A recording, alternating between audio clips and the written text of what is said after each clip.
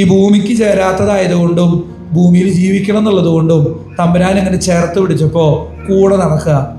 വീഴുമ്പോൾ അങ്ങേര് താങ്ങുന്നുള്ള ധൈര്യത്തിൽ. അല്ലാണ്ട് ആർക്ക് ധൈര്യമുണ്ട് അവൻ്റെ പൗരോഹിത്യം 2000 കൊല്ലം ഒരുങ്ങി ഈശോ അർപ്പിച്ച ബലി അർപ്പിക്കാൻ? ഏത് പുരോഹിതനാ യോഗ്യതയുള്ളത്? ഏത് പുരോഹിതനാ ചങ്കൂറ്റമുള്ളത്?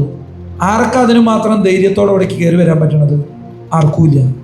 പക്ഷേ കൂട്ടത്തിൽ നിന്ന് വിളിച്ചെടുക്കുമ്പോൾ തമ്പുരാൻ്റെ അടുത്ത് എല്ലാ വൈദികരും ഇന്നല്ലെങ്കിൽ നാളെ പറഞ്ഞിട്ടുണ്ട്, കൂട്ടിയെ കൂടിയിട്ടൊന്നും അല്ല, പറ്റണമൊന്നുമില്ല, ശിക്ഷിക്കരുത്.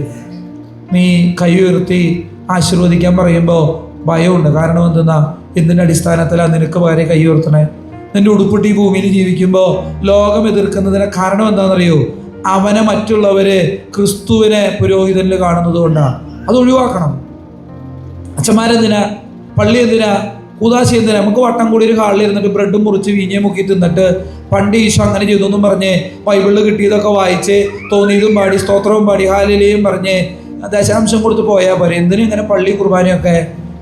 ബലികൾ നിന്നു പോവുകയും കൂതാശകൾ അസ്തമിക്കുകയും കത്തോലിക്ക തിരുസഭ ഇല്ലാതാവുകയും ചെയ്യുന്ന അന്ന് ഈ ലോകത്തിൻ്റെ അന്ത്യം ആരംഭിച്ചു. അതുകൊണ്ടാണ് ലോകത്തിൻ്റെ അന്ത്യത്തിൻ്റെ ആദ്യ ലക്ഷണമാണ് ബലികളും കൂതാശകളും നിന്നുപോകും.